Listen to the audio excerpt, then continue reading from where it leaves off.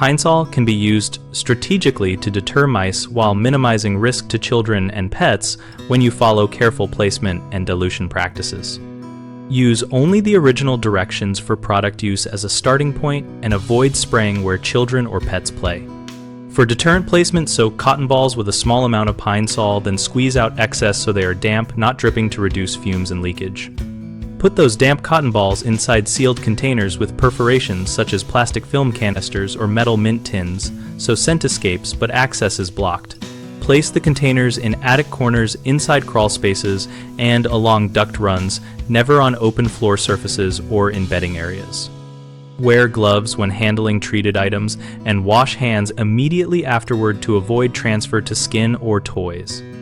Rotate treated sachets every 7 to 10 days and replace sooner if you detect strong odor buildup, which indicates product breakdown.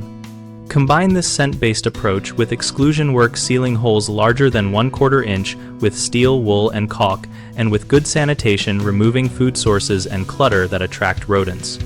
Common mistakes include leaving soaked cotton balls exposed where a child or pet can reach them, which risks ingestion and skin contact. So always use a sealed dispenser and place it out of reach. Another frequent issue is overusing the product, which can produce irritating fumes, especially in poorly ventilated attics and ducts, so limit quantity and ensure ventilation when people are present.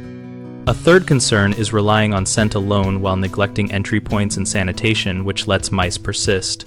Pair deterrent placement with sealing gaps and removing accessible food to get reliable results. BigHomeProjects.com connects homeowners and contractors around home improvement topics, including pest control and preventative maintenance. We help homeowners find local contractors and help contractors find work, and we host a community discussion area where our users share practical tips and experiences.